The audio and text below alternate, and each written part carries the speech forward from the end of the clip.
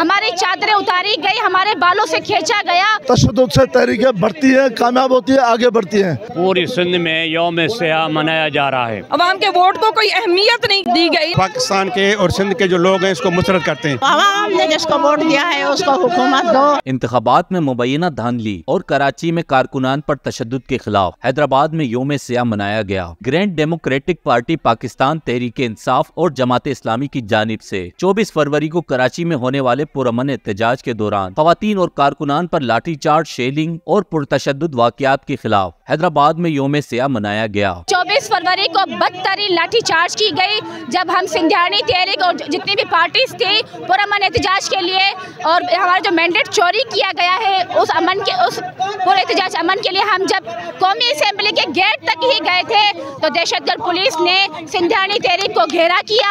आप देख सकते हैं पूरी मीडिया पे किस तरह हमारी तजलील की गई। 24 तारीख को कराची में जो औरतों पे, जो मर्दों पे, जो नौजवानों पे तशद्दुद किया गया, उस तशद्दुद के खिलाफ आज का एहतजाज है। टूल प्लाजा कराची पे, राशिद महमूद सुमरों पे तशद्दुद किया गया, शाहरा फैसल पर तशद्दुद किया गया, तो गली गली में, बदीन में, जामशोरों में, हर जगह पे हुआ।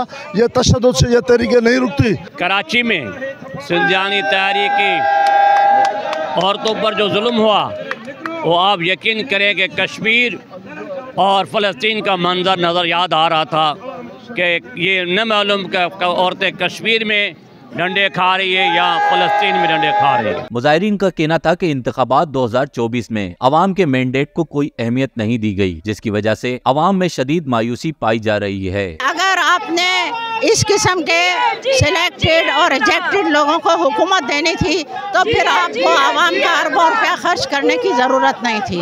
आवाम के वोट पे उन्होंने डाका डाला है और आवाम ने जो वोट दिया है उस पे ही इंसाफ नहीं हुआ, और ये रिजेक्टेड हुकूमत जो है हमें नामंजूर है। हम मुतालबा करते हैं कि अगर आपने हमारे अवाम का मैंडेट बहाल नहीं किया तो तहरीक चलेगी, और हम नए इलेक्शन का मुतालबा करते हैं। उसमें हम हक बजानब हैं, आज़ादाना, मुनसिफाना, गैर जानबदार, जो जिसका मैंडेट हो उसको मिले। मुजाहिरीन का कहना था कि जब तक धांधली ज़दा इलेक्शन को मनसूख नहीं किया जाता तब तक एहतजाज का सिलसिला जारी रहेगा। रेहान गनी, पासबान न्यूज़, हैदराबाद।